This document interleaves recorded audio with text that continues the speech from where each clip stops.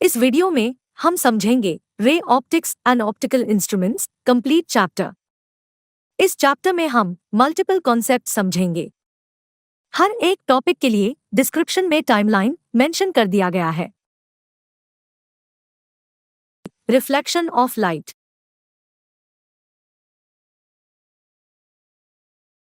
जैसा कि हम जानते हैं कि जब भी किसी लाइट सोर्स से लाइट एमिट होती है तो वो लाइट स्ट्रेट रे की फॉर्म में ट्रेवल करती है। ये लाइट रे जब किसी ऑब्जेक्ट पे फॉल करती है तब वो ऑब्जेक्ट हमें विजिबल होने लगता है। ऐसा इसलिए होता है क्योंकि वो ऑब्जेक्ट लाइट को एब्जॉर्ब करता है, लेकिन सभी ऑब्जेक्ट्स लाइट को एब्जॉर्ब नहीं करते। लाइट एब्जॉर्ब होगा या नहीं ये ऑब्जेक्ट की प्रॉपर्टी पे डिपेंड करता है।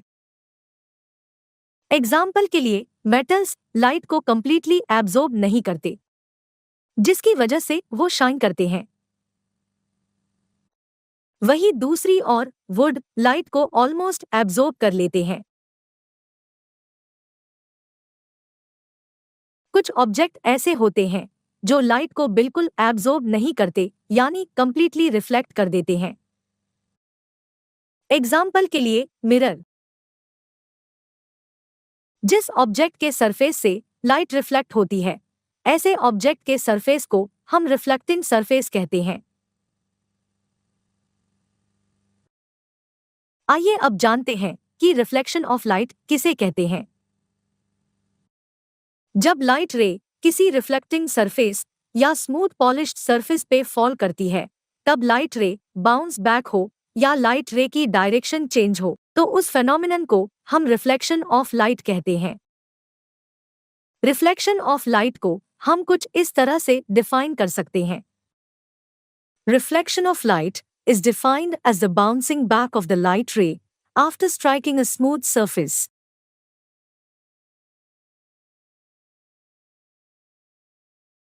अब मान लीजिए कि रिफ्लेक्टिंग सरफेस पे एक परपेंडिकुलर लाइन OM है और सरफेस पे फॉल करने वाली लाइट रे OP है।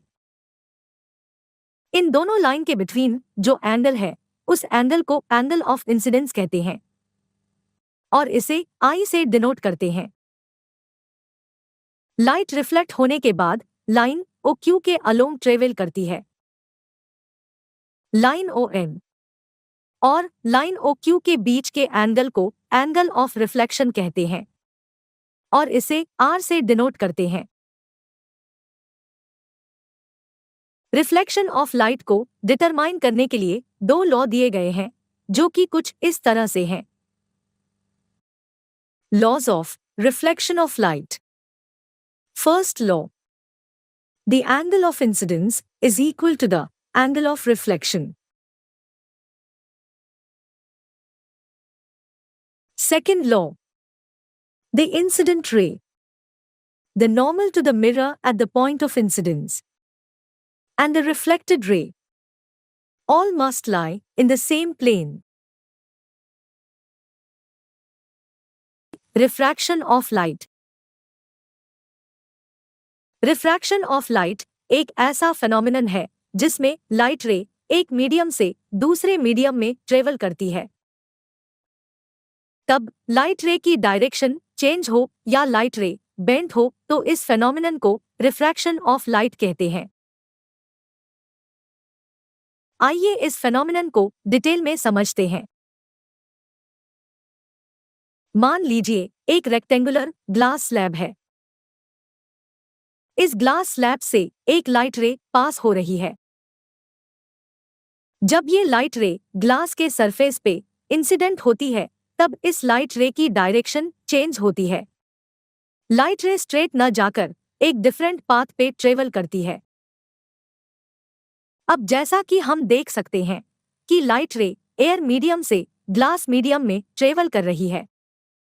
ग्लास मीडियम की डेंसिटी एयर मीडियम के कंपैरिजन में ज्यादा, जिसके कारण लाइट की स्पीड ग्लास मीडियम में चेंज हो जाती है और इसी कारण लाइट की डायरेक्शन चेंज होती है और इस फेनोमेनन को हम रिफ्रैक्शन ऑफ लाइट कहते हैं। रिफ्रैक्शन ऑफ लाइट को हम कुछ इस तरह से डिफाइन कर सकते हैं। Refraction of light is the phenomenon of change in direction of light ray when it goes from one medium to another at the interface.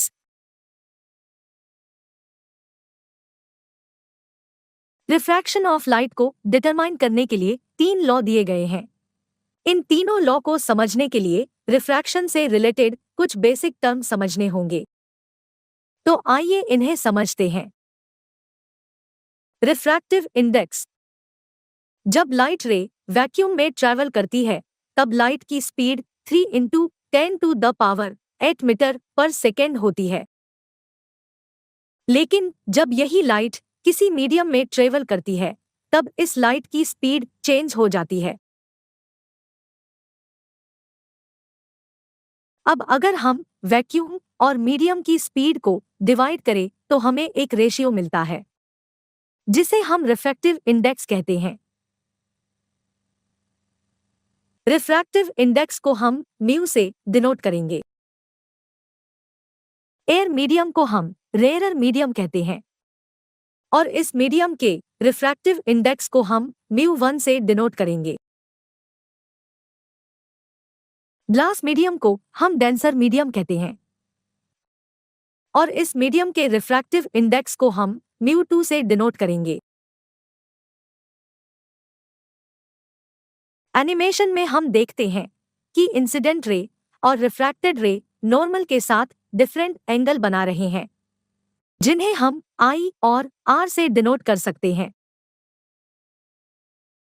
आइए अब समझते हैं laws of refraction of light. First law.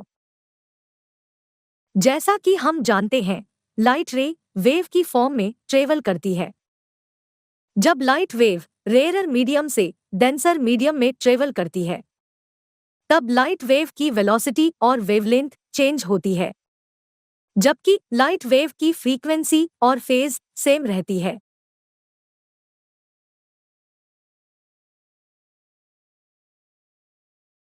Second law. Incident ray, refracted रे और surface normal एक ही plane पे लाई करते हैं।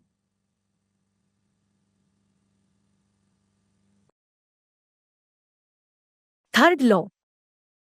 इस लॉ के अकॉर्डिंग इंसिडेंट साइन एंगल और रिफ्रैक्टेड साइन एंगल का रेशो ऑलवेज कांस्टेंट होता है। इस लॉ को हम स्नेल्स लॉ भी कहते हैं।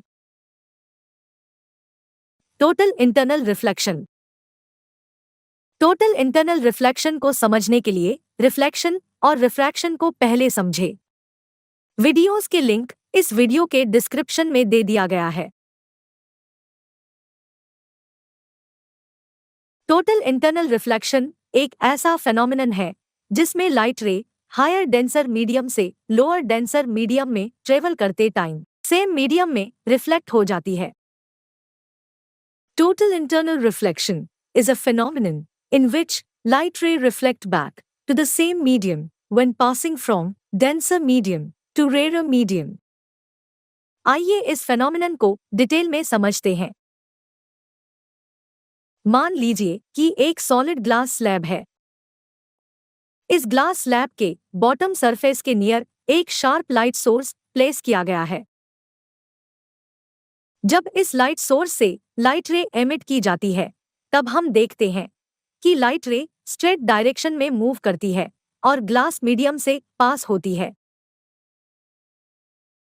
अब हम इस लाइट सोर्स को स्लाइटली रोटेट करते हैं। हम देखते हैं कि रिफ्रैक्शन के कारण लाइट रे की डायरेक्शन चेंज होती है।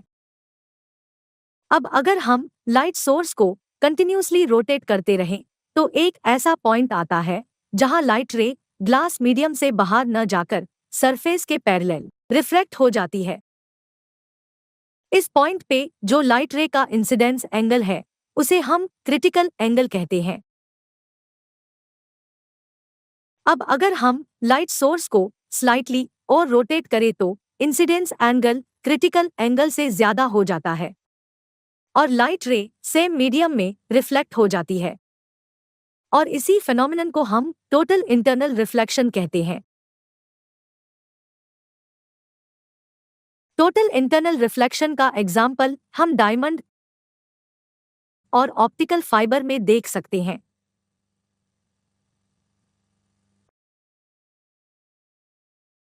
डायमंड का रिफ्रैक्टिव इंडेक्स एयर के कंपैरिजन में ज्यादा होता है, जिसके कारण डायमंड में टोटल इंटरनल रिफ्लेक्शन होता है और इसी वजह से हमें डायमंड शाइन करते हुए नजर आता है।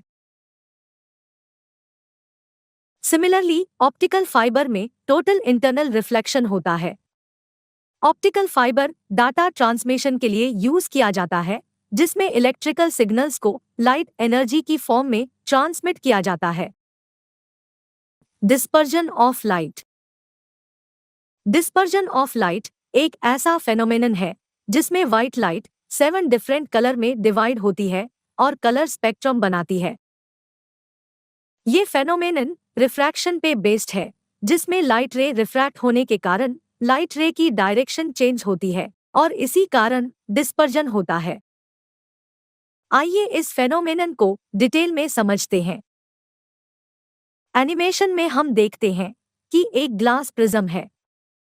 इस ग्लास प्रिज्म से एक व्हाइट लाइट पास करेंगे।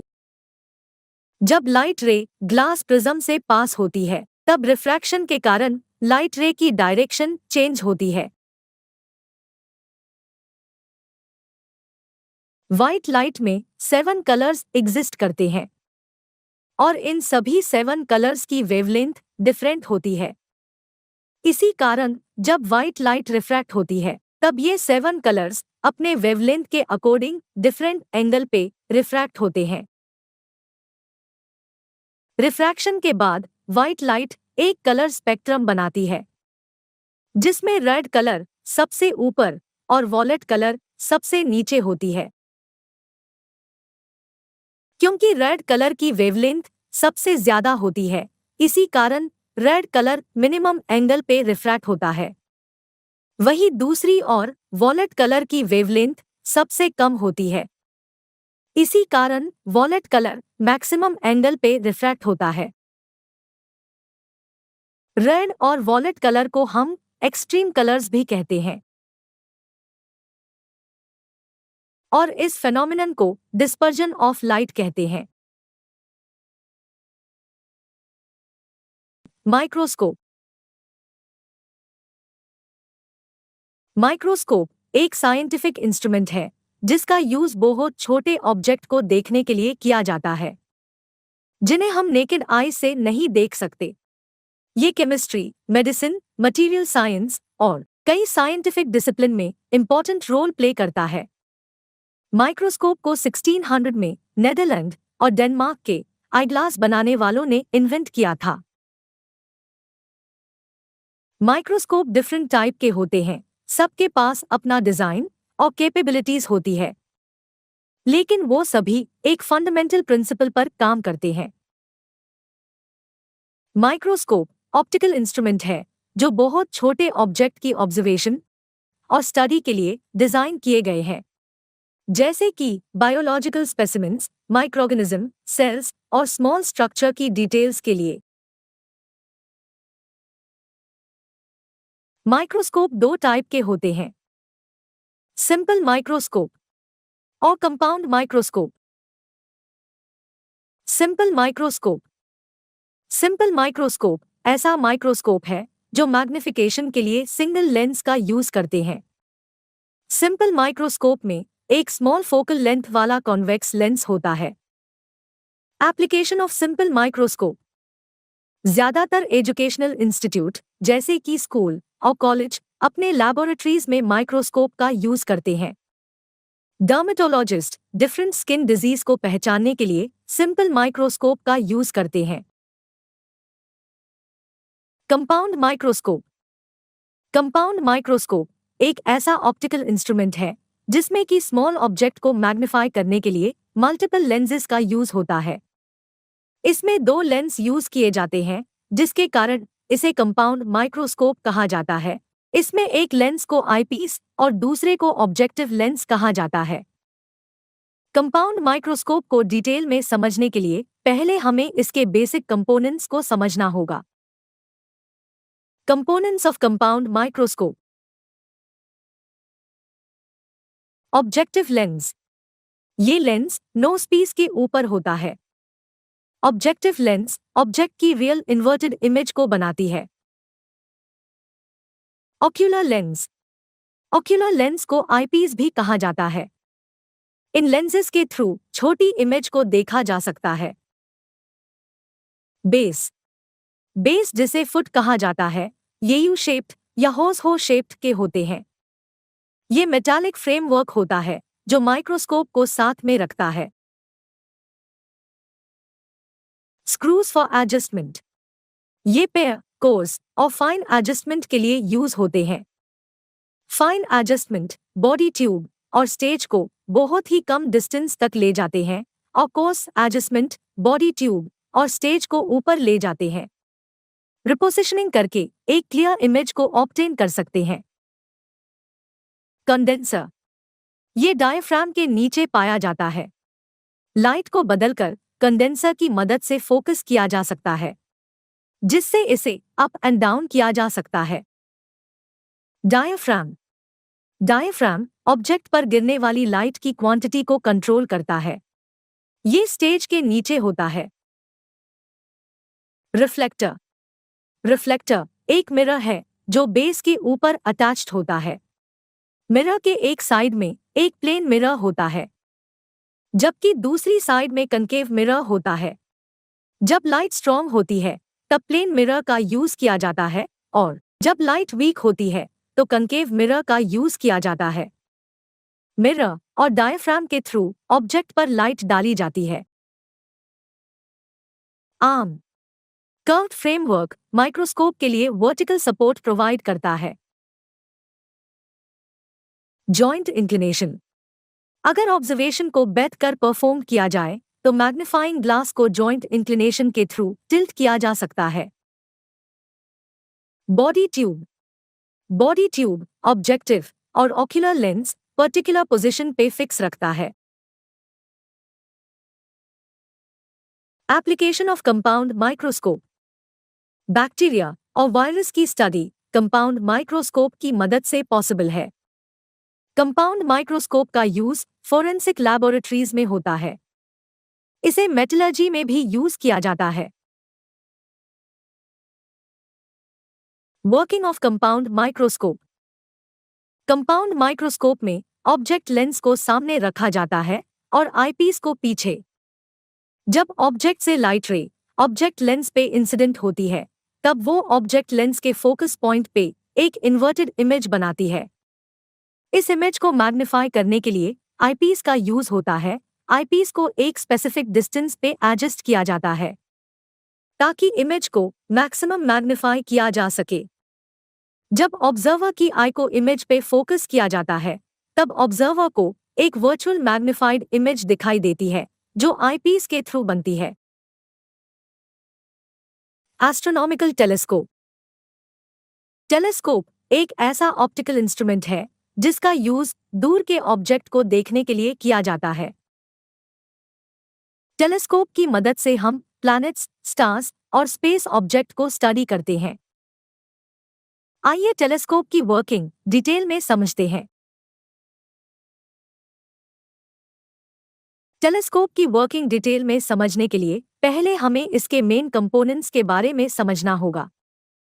टेलीस्कोप के बेसिक कंपोनेंट्स कुछ इस तरह से हैं। ऑब्जेक्टिव लेंस और प्राइमरी मिरर। लाइट को गैदर और फोकस करने वाला प्राइमरी ऑप्टिकल कंपोनेंट होता है।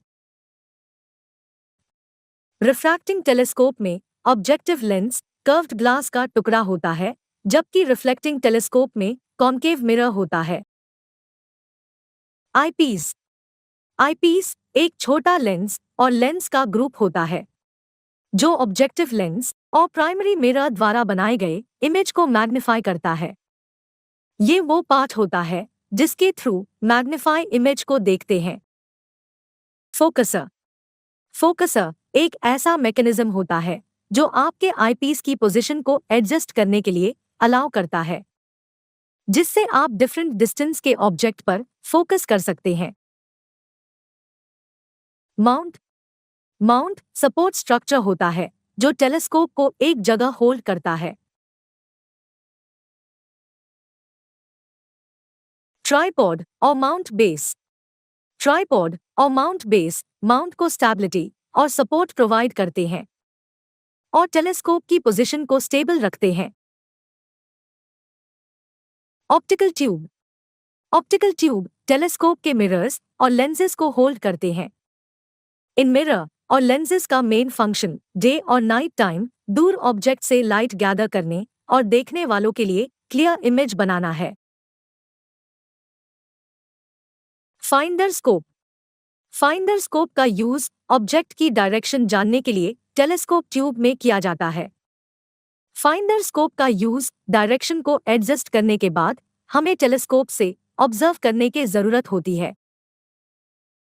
Star diagonal. Star diagonal telescope से आने वाली लाइट को एडजस्ट करके हमें ऑब्जेक्ट को देखने में मदद करता है। टेलीस्कोप दो टाइप के होते हैं, रिफ्रैक्टिंग टेलीस्कोप और reflecting telescope. Refracting telescope. Refracting telescope, जिन्हें रिफ्रैक्टर्स भी कहते हैं, इस टाइप के टेलीस्कोप में लाइट को बेंड और फोकस करने के लिए लेंसेज का यूज किया जाता है। इनमें फ्रंट ऑब्जेक्टिव लेंस और बैक आईपीस लेंस होती है। Reflecting telescope. Reflecting telescope light को गैदर और फोकस करने के लिए लेंसेज की जगह मिरर्स का यूज करते हैं। सबसे कॉमन डिजाइन न्यूटोनियन रिफ्लेक्टर है, जिसमें टेलीस्कोप के नीचे प्राइमरी कनकेव मिरर होता है और रिफ्लेक्टिंग लाइट को देखने के लिए एक सेकेंडरी मिरर होता है। Working of astronomical telescope. Astronomical telescope दो लेंसेज से मिलकर बनता है, ऑब्जेक्टिव और आईपीस। ऑब्जेक्टिव लेंस का फोकल लेंथ और डायामीटर आईपीस से बड़ा होता है ताकि दूर से आने वाली लाइट रेस को फोकस कर सके। इस टेलीस्कोप में एस्ट्रोनॉमिकल ऑब्जेक्ट से आने वाली पैरेलल रेस को ऑब्जेक्टिव लेंस पे फॉल कराया जाता है, जिसके बाद लाइट रे एक real inverted diminished image A dash B dash पे बनाती है। इस इमेज को देखने के लिए आईपीस को ए डैश बी डैश पे एडजस्ट किया जाता है। ऐसा करने पर एक हाईली मैग्निफाइड इमेज इन्फिनिटी पे बनती है।